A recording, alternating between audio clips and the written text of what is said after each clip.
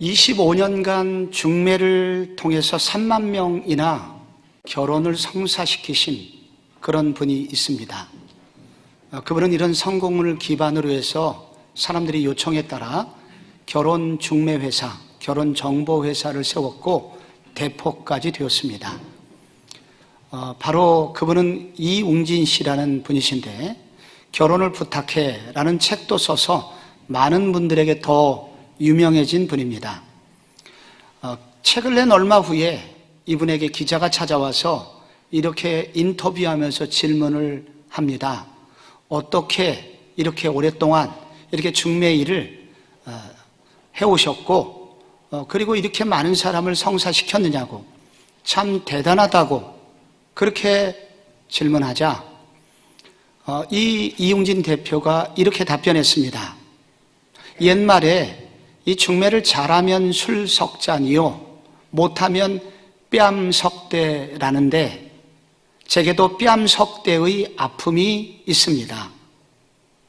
막상 좋다고 소개를 시켜줬는데 왜 이런 사람 소개시켜줬냐고 그렇게 공격하는 사람도 있었고, 그리고 과정을 통해서 결혼까지 했지만 금방 파경을 맞으면서 또 비난하는 사람도 있었고, 오랫동안 부탁을 했지만 그것을 들어주지 못한 분들도 여러 명 되기 때문에 제게는 이 중매의 과정에서 아픔이 있었다고 말했습니다.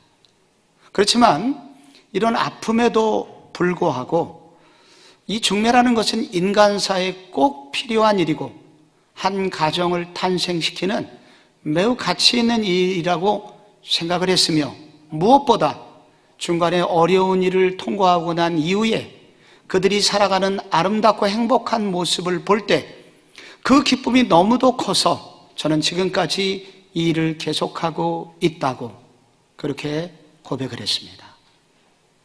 정말 중매는 그런 것 같습니다. 오늘 우리가 읽은 성경 본문에 중매 이야기가 나옵니다. 아브라함의 아들 이삭이 장가갈 때가 지났는데 짝을 찾지 못했습니다. 그래서 아브라함은 그의 남종 엘리에셀을 불렀고 그에게 중매를 부탁합니다. 그 긴 이야기가 오늘 성경에 기록이 되어 있습니다. 그 종을 불러서 이렇게 말했습니다. 내 허벅지 밑에 손을 넣어라. 여러분, 이 허벅지 밑은 이 비뇨기가 있는 것입니다. 남성의 중요 부위가 있는 것인데 이것은 남종에게는 너무도 두려운 일이었습니다. 이 고대 중동에서는 바로 이것을 만지면서 부탁을 하거나 언약을 맺는 일이 있었는데 이것은 목숨을 걸라라는 그런 의미를 가지고 있다고 해요. 아브라함이 무슨 부탁을 합니까? 가나안 땅이 아니라 내 고향 내 족속에게로 가서 이삭의 신부감을 데려와라. 이것은 지금 세속적인 사고방식을 가진 여자들 뿐이다. 내가 갈대아 우르를 떠나 중간 지점 하란에 머물렀었던 적이 있었는데 내가 그곳을 떠난 지 지금 65년 되고 한 번도 가본 적은 없지만 얼마 전에 누구의 소문을 들으니 여전히 내 족속의 사람들, 한때 함께 하나님을 믿었던 내 친척들이 거기 번성하고 있다는 얘기를 들었다. 바로 그곳에 가서 내 아들의 신부감을 좀 찾아다오. 아브라함의 종이 이렇게 묻습니다. 여자가 이 땅으로 아니 온다면 주인님, 아들을 그곳으로 가게 할까요? 이것은 너무 당연한 질문입니다. 신랑은 신부와 적어도 얼굴은 봐야 하고, 또한 신부의 경우 신랑의 얼굴을 보지도 않고 이곳까지 오겠다는 사람이 있겠습니까? 그런 일을 어려운 일이니 그 신랑인 이삭을 그곳으로 좀 데려가면 안 되겠습니까? 아브라함은 데려가지 말아라. 따라올 여자만 데리고 와라. 라고 하면서 말을 마치게 됩니다. 그래서 이번 프로젝트는 너무도 어려운 일입니다. 어쩌면 불가능해 보이는 일이기도 합니다. 여러분도 그러지 않겠어요? 얼굴도 모르고 단지 소문만 들어서 그 남자에게 시집가는 여자가 얼마나 있겠습니까? 요즘은 사진이라도 있죠. 그러나 그 옛날에는 사진도 없어요. 아무 얼굴도 보지 않고 어떻게 데려오겠습니까? 그래서 이것은 참으로 어려운 중매였습니다만 오늘 이 이야기의 결론이 이렇습니다.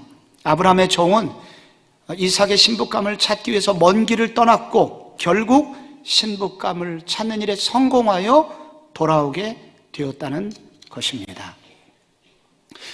오늘 이 결혼 이야기, 중매 이야기는 이 성경에서 단일 주제를 가진 가장 긴 스토리입니다. 여러분 보시다시피 이게 67절이나 기록이 되어 있습니다. 두 사람 만났다, 결혼했다, 그러면 될 얘기를 이 과정을 매우 구구절절 세밀하게 기록을 하고 있는 것입니다. 왜 그럴까요? 이것은 성경에서 굉장히 중요한 또 하나의 주제를 담고 있기 때문입니다. 이 결혼 스토리의 앞과 뒤를 이렇게 보쌈으로 감싸듯이 하는 중요한 두 구절이 있습니다. 이게 주제라는 얘기입니다. 창세기 22장 17절 암몬에게는 내가 내게 큰 복을 주고 내 씨가 크게 번성하여 하늘의 별과 같고 바닷가의 모래와 같게 하리니 내 씨가 그 대적의 성문을 차지하리라.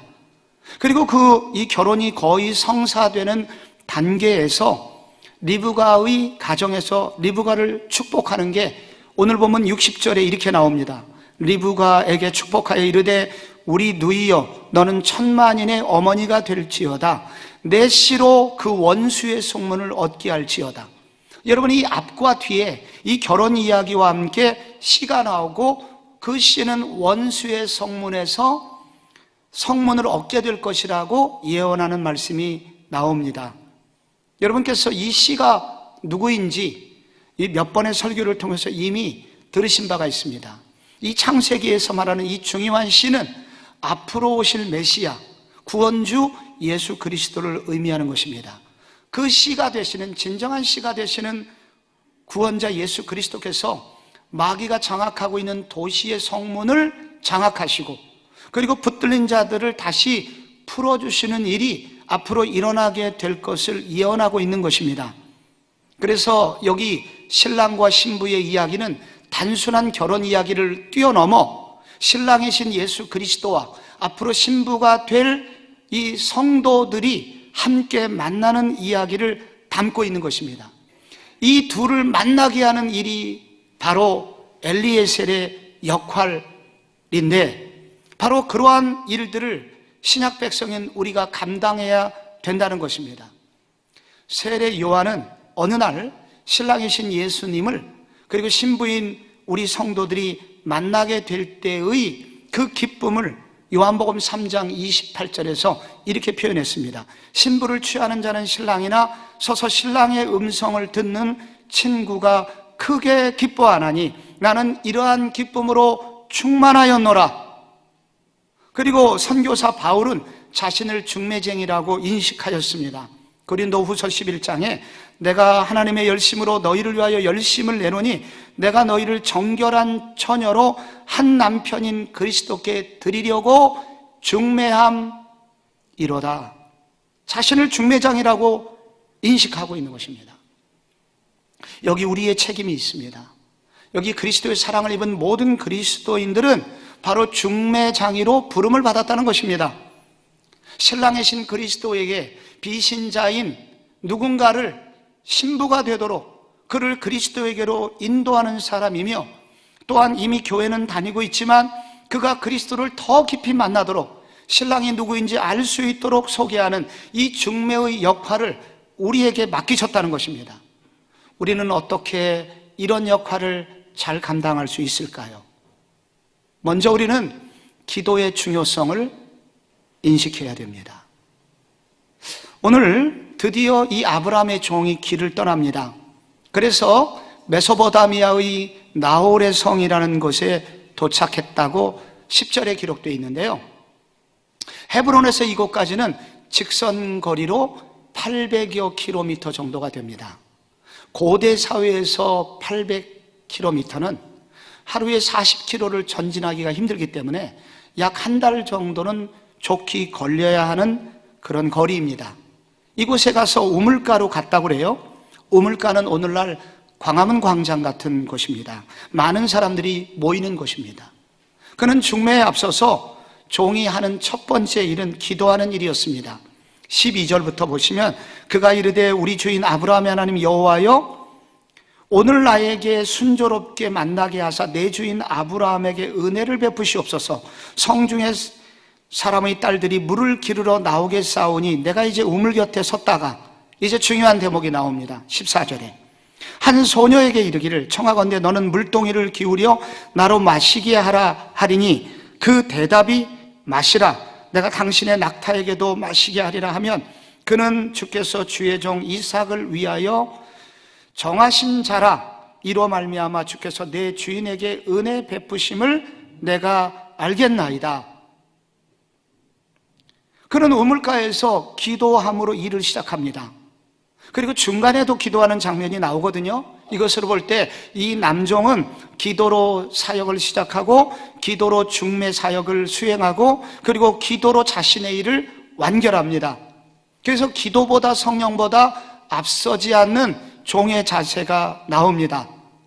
그래서 우리 모두에게도 이 거룩한 중매, 이 일을 감당하는 이 사역을 하는 일에 있어서 기도보다 더 중요한 것은 없다는 것을 인식하게 합니다. 그러나 이 본문에서 기도보다 더 중요한 얘기가 나옵니다. 그것은 무엇을 기도하느냐, 기도의 내용이 중요하다는 것을 알려줍니다. 물동이를 기울여서 내게 물 좀 달라. 내가 이게 한마디만 해도 내게만 물을 줄 뿐만 아니라 여기 있는 낙타들에게도 물을 마시게 하겠습니다 라고 한다면 내가 그것을 응답으로 알겠나이다. 그렇게 기도한 거예요. 그랬더니 리브가라는 여자가 나타났고 정말 그런 일이 생기게 되었던 것입니다. 여러분, 오늘날도 이와 같은 방식으로 기도하시는 분들이 있을 수가 있습니다. 여러분, 이렇게 기도하는 것이 옳은 일일까요? 오늘 선보러 가는데 그 여자가 핑크색 옷을 입고 온다면 주님의 뜻으로 알겠습니다. 여러분, 이렇게 기도하는 게 옳을까요? 지금 나가서 버스를 내가 잡아 타려고 하는데 버스를 놓치면 그냥 집에서 온라인 예배 드리라는 사인으로 알겠습니다. 여러분, 이렇게 기도한다면 옳은 기도일까요? 오늘 집을 계약하러 가는데 그 사람에게 내가 200만 원을 깎아 달라고 했을 때 들어준다면 주님의 사인으로 받아들이겠습니다. 여러분, 이와 같은 기도는 성경적 기도는 아닙니다. 왜냐하면 이미 정답을 정해놓고 하나님을 종 부리듯 하는 기도이기 때문입니다. 이렇게 기도하는 사람을 기도의 사람이 아니라 기도꾼이라고 부릅니다.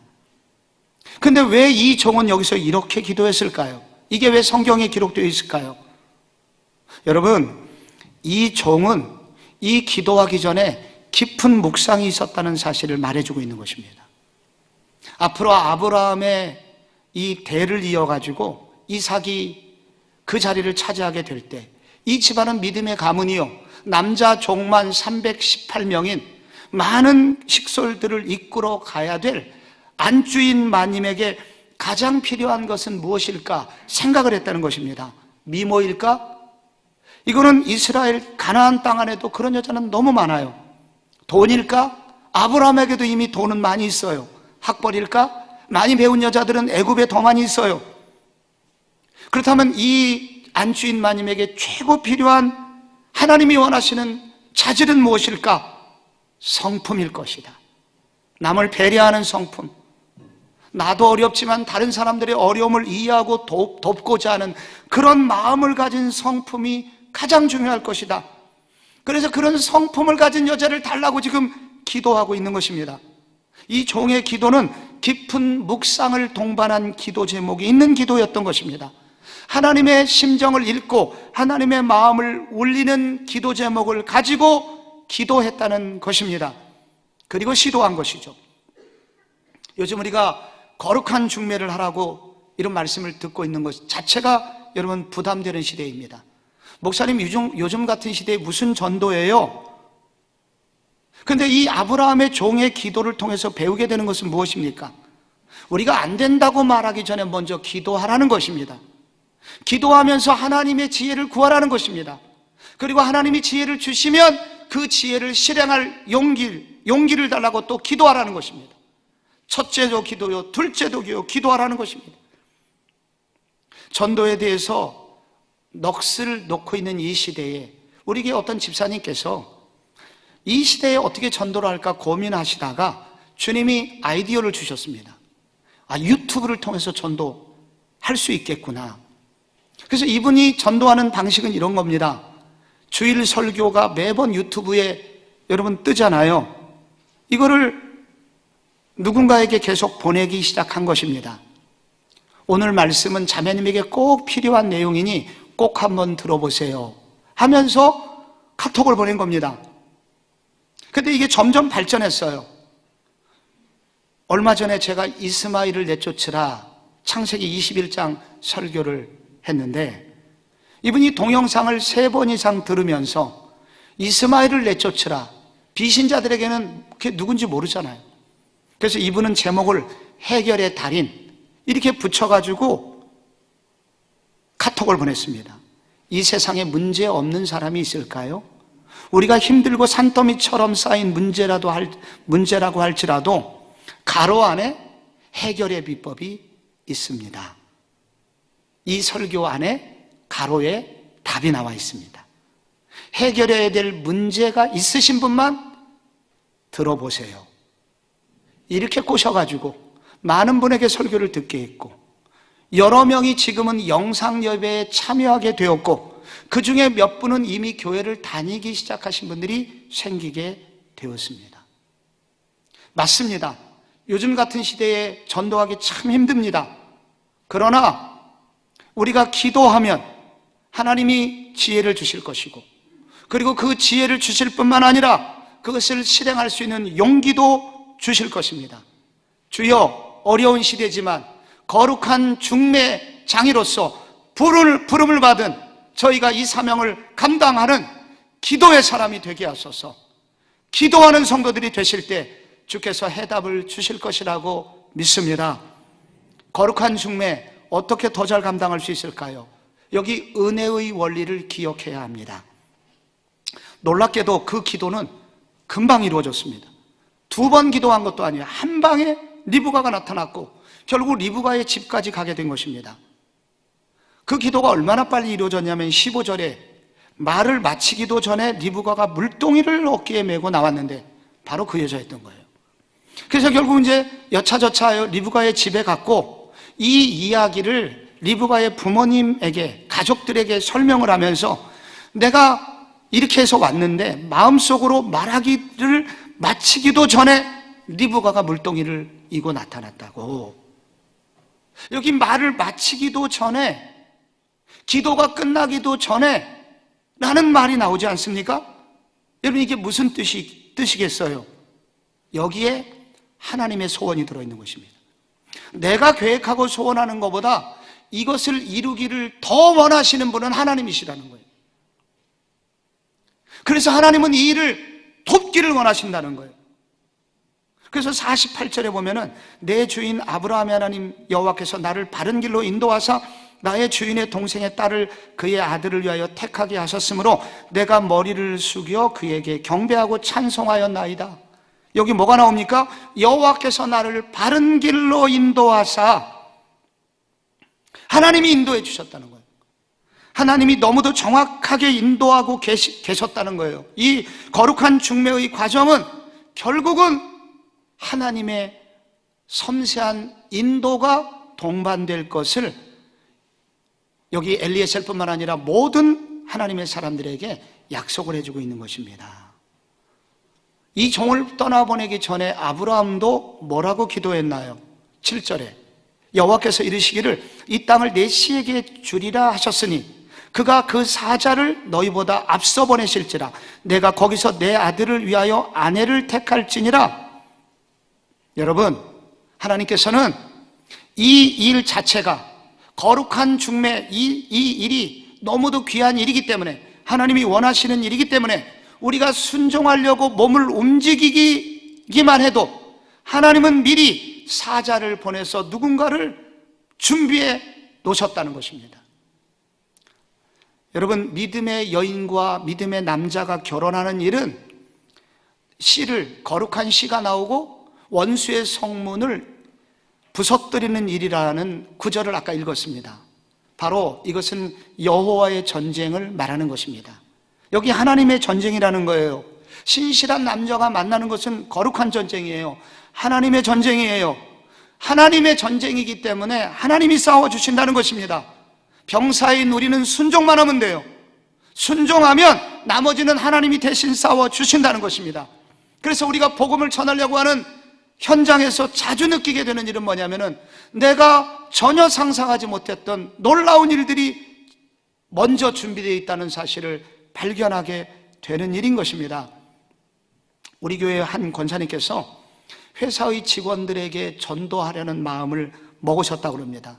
그렇지만 혹시 회사에서 껄끄러운 관계가 되지 않을까 매우 조심스럽고 떨리셨다고 합니다. 그러던 어느 날 새가족 한마당을 얼마 앞두고 계속해서 이런 말씀을 듣다 보니 마음에 부담이 오셨고, 그래서 용기를 내서 전도를 하셨다고 그래요. 전도를 했는데 본인이 깜짝 놀랐다고 합니다. 왜냐하면 그 청년이 말하기를, 저는 옛날에 교회를 다녔었고 한때 교회의 청년회장까지 지냈었는데 교회에서 상처를 받았고 그래서 교회를 떠나게 되었는데, 그런데 오늘 이 선배님의 전도는 저의 영혼을 깨웠습니다 라는 식으로 반응을 하더라는 거예요. 그래서 교회를 왔고 좋은 반응을 가지고 교회 문을 나서게 되었다고 고백을 하셨습니다. 전도는 내가 하는 것 같지만 성령님이 하시는 일입니다. 전도는 나 혼자 하는 일이 아니라 하나님의 은혜에 의해서 하는 것입니다. 하나님의 큰 도와주심으로 하는 일입니다. 그러므로 하나님의 은혜를 의지하여 우리 복음 전파를 시도하라고 도전하고 계신 것입니다. 거룩한 중매 어떻게 잘할 수 있을까요? 마지막으로 이 전도가 사명이라는 사실을 기억해야 됩니다. 여러분, 여기 좋은 신부감을 드디어 만나게 된 겁니다. 찾은 거예요. 그렇지만은 이것은 시작일 뿐입니다. 중요한 것은 그녀를 데리고 이삭에게로 이제 가야 되는데, 그러나 그것은 결코 쉬운 일이 아닙니다. 첫째, 부모님이 반대하면 절대 갈 수 없습니다. 여러분, 지금도 반대하면 안 되잖아요. 그런데 고대 사회에는 있을 수가 없습니다. 둘째, 신부는 신랑의 얼굴을 한 번도 본 적이 없어요. 소문만 듣고 가기에는 너무 위험천만해서 신부가 두려워해서 안 간다고 할 경우 결혼은 깨지는 것입니다. 게다가 여러분, 이번 결혼의 경우에는 정든 땅을 떠나서 낯선 땅으로 떠나가야 되는데 이번의 이별은 영원한 이별일 가능성이 매우 높습니다. 고대 사회에서 800km가 넘는 길은 결국은 지구 끝에 가는 일이기 때문에 이것은 결코 쉬운 일이 아니었어요. 이 어려운 일을 여러분, 이 종이 어떻게 풀어가나요? 33절에 그 앞에 음식을 베푸니 그 사람이 이르되 내가 내 일을 진술하기 전에는 먹지 아니하겠나이다. 금식하는 거예요. 여러분, 한 달간 피곤한 여행을 왔지 않습니까? 오래간만에 집에서 먹어보는 그리운 집밥을 앞에 놓고 이 노종은 숟가락을 들지는 않습니다. 내 일을 완수하기 전에는 나는 밥을 먹을 수 없습니다. 갑자기 그 집안, 리브가 부모와 그리고 친척들이 긴장하기 시작합니다. 이것은 장난이 아니구나. 정말 중요한 일이구나. 그렇게 긴장하고 있는 그들에게 설교를 시작합니다. 나는 아브라함의 종입니다. 여호와께서 나의 주인에게 크게 복을 주셔서 창성하게 하셨고 소와 양과 은금과 종들과 낙타와 나귀를 주셨고 그리고 노년에 외아들 주셨습니다. 근데 이제 그 모든 소유가 그 아들 것이 되었습니다. 여러분, 이 종의 이 설교를 들어보십시오. 무슨 얘기를 하고 있습니까? 얼마나 아브라함이 부유한지 구체적으로 소, 양, 은과 금과 종들, 낙타, 나귀, 이 구체적인 재산 목록을 하면서 옆에 있는 주변의 부모님과 친척이 아브라함의 그 부유함이 얼마나 큰지 들었지 않습니까? 더 중요한 거, 근데 그 모든 엄청난 재산이 아들께 됐습니다. 이제 그대가 가신다면 바로 이 아들 것이 당신 것이 됩니다. 용기를 주는 것입니다. 여러분, 우리 복음의 증인으로서 이 사명을 우리가 이것을 잘 감당하려면 여러분, 우선 이것이 사명이라는 것을 성경은 알려주고 있습니다. 그리고 이 사명을 감당하는 일의 핵심은 우리 자랑하라는 게 아니라 그분이 얼마나 크신지, 하나님 그분이 얼마나 부유하신 분인지, 그분 앞에 오면 당신이 어떻게 바뀔 수 있는지, 그렇게 기대감과 소망을 주는 것입니다. 그래서 이제 일이 잘 풀렸습니다. 결혼 승낙을 받아냈어요. 그때 밥을 먹습니다. 잠을 잡니다. 근데 그 다음날 일어나서 이 종이 하는 말을 들어보세요. 54절에 아침에 일어나서 그가 이르되 나를 보내어 내 주인에게로 돌아가게 하소서, 열흘을 우리와 머물게 하소서. 그 동생들이, 오빠가 그럽니다. 적어도 열흘은 있어야 되지 않습니까? 이렇게 일찍 보낼 수는 없습니다. 56절에 종이 또 말합니다. 나를 만류하지 마소서, 나를 보내어 내 주인에게로 돌아가게 하소서. 여러분, 한 달을 달려왔지 않습니까? 일도 잘 됐어요. 이곳에서 대사급 대우를 받고 있습니다. 주인이 없는 곳에서 맘 놓고 쉴 수 있어요. 쇼핑도 좀 할 수 있고. 그런데 이 종은 한사코 주인에게로 빨리 가야 되겠다고 말합니다. 왜 이렇게 서두르는 겁니까? 목 빠지게 기다릴 아브라함을 생각한 것입니다. 그리고 그의 주인의 아들 이삭이 광야에서 동굴 밖에 나와서 이제나 저제나 언제 올까 나를 그렇게 애타게 기다릴 주인님의 아들, 그의 마음을 알고 있기 때문입니다. 여러분, 여기 이 종에게 배워야 되는 게 있습니다. 충성입니다. 여러분, 충성이란 무엇일까요? 열심히 섬기는 게 아닙니다. 열심히 하는 것도 좋은데 주인의 마음을 헤아리면서 열심히 하는 것입니다. 주인이 무엇을 원하는지 묵상하고 그 주인에게 자신의 모든 것을 거는 삶, 이것이 충성된 종의 모습입니다. 이 엘리에셀에게 이 충성이 있었습니다. 이 열심이 있었습니다. 자기에게 주어진 일이 이 주인님이 나한테 명하신 사명이라는 인식이 있었습니다. 그렇기에 이 엘리에셀은 이 사명을 잘 감당할 수 있었던 것입니다. 저희들은 예수 믿어 구원받게 되었습니다. 그래서 이제 교회를 다니게 되었는데, 구원받게 된 이 교회가 할 일이 교회에서 해야 되는 굉장히 중요한 세 가지 일이 있습니다. 먼저 하나님을 예배를 드리는 일입니다. 그리고 믿음의 공동체 교우들과 함께 교제하면서 힘을 얻는 일입니다.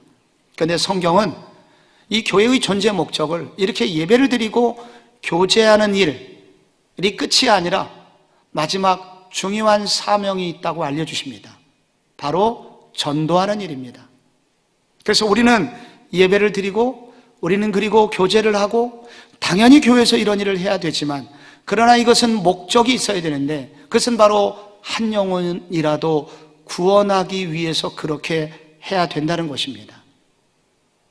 예배 중에 최고의 예배가 있다고 성경은 소개하는데, 바울은 말하기를 이방인들을 제물로 삼아 하나님께 드리는 일, 그래서 그들의 입술로 그들이 하나님을 주님이라고 인정하고 찬양할 때 바로 그것이 최고의 예배라고 바울은 인식하였습니다. 그래서 바울은 자기에게 주신 일, 이것을 사명으로 인식했고, 그래서 이 사명을 위해서 이런 자세를 가졌습니다. 사도행전 20장 24절에 나의 달려갈 길과 주 예수께 받은 사명, 곧 하나님의 은혜의 복음을 증언하는 일을 마치려야 하면은 나의 목숨조차 귀한 것으로 여기지 아니하노라 하면서 예루살렘으로 달려갔던 것입니다. 여러분, 이 엘리에셀이라는 이 신실한 종이 죽은 지 약 2000년이 지난 어느 날, 아브라함의 후손 중에서 매우 특별한 종이 태어나게 됩니다. 이 종은 분명 사람이었지만 놀라운 이적으로 많은 사람을 고쳐준 특별한 종입니다. 그리고 놀라운 말씀으로 하나님의 나라에 대해서 천국이 무엇인지를 가르쳐준 놀라운 말씀의 종이기도 합니다. 이 종은 하루도 쉬지 않고 어쩌면 1시간도 쉬지 않고 오늘은 이 마을, 내일은 저 마을을 옮겨 다니면서 그가 지상에서 있는 3년의 시간 동안 쉬지 않고 이 하나님의 나라에 대해서 전도를 한 종입니다. 여러분, 이 종은 여러분 누구신지 아시겠죠? 예수 그리스도입니다. 이 예수 그리스도께서 어느 날 제자들에게 이렇게 말씀하셨습니다. 마가복음 10장에서 너희 중에 누구든지 으뜸이 되고자 하는 자는 모든 사람의 종이 되어야 하리라. 그러시면서 핵심이 나옵니다. 인자가 온 것은 섬김을 받으려 함이 아니라 도리어 섬기려 하고 자기 목숨을 많은 사람의 대속물로 주려 함이니라. 대속물, 바로 누군가의 죄를 대신 짊어지고 죽는 대속의 양을 말하는 것입니다. 그래서 이 종은 이 많은 사람들을 사랑하고 사랑하다 못해 자신의 생명까지 주게 됩니다. 그래서 자신이 죽어 다른 사람을 살리는 종, 그분이 바로 우리 구주 예수 그리스도이셨습니다. 그래서 우리는 바로 그 종의 길을 걸어가신 예수 그리스도를 따라서 우리도 이 종의 길을 걸어가야 될 것을 성경은 우리에게 도전합니다. 우리 교회 권사님께서 이런 전도자의 사명감을 투철하게 가지신 그런 분이 계십니다.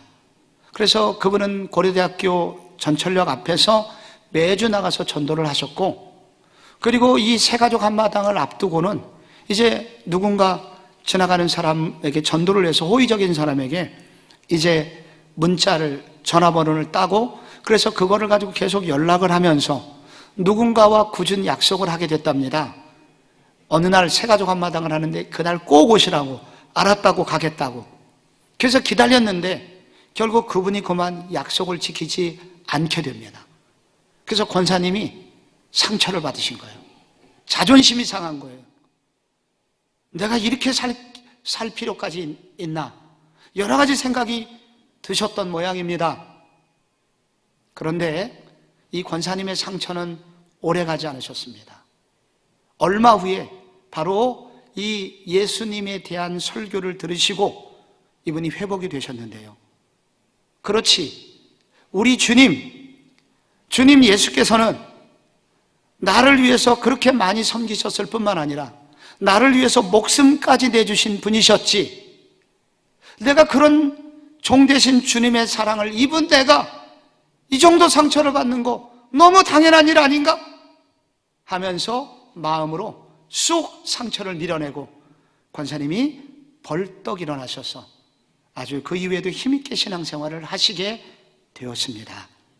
우리가 다른 사람을 섬기고자 할 때, 복음의 증인이 되고자 할 때 어떤 때는 힘들고 어떤 때는 자존심도 상하고 내가 이렇게 살아야 되나 회의적인 생각도 들 수가 있습니다만, 그러나 우리를 위해서 먼저 종의 길을 걸어가셨고 우리를 위해서 죽기까지 목숨까지 내주신 그 주님의 사랑을 입었기에 우리는 그런 상처 문제되지 않습니다. 그런 아픔 문제되지 않습니다. 이깟 자존심 좀 뭉개져도 됩니다. 왜냐하면 종으로 오신 예수님이 나의 주인이시기 때문에 나도 그런 종의 길을 걸어갈 수 있는 힘을 믿는 우리에게 성령께서 허락해 주시기 때문입니다. 어제 문화 콘서트가 있었죠. 이 10월의 어느 멋진 밤에 많은 준비를 거쳐서 어저께 행사가 마쳐졌는데, 어저께 콘서트 끝나고 어느 집사님께서 밤 늦은 시간에 문자가 하나 왔습니다. 평소 알고 지내던 어떤 자매에게 그래도 익숙한 가수들이 온다니까 그저 쉽게 이 문화 콘서트에 초대를 했다고 합니다.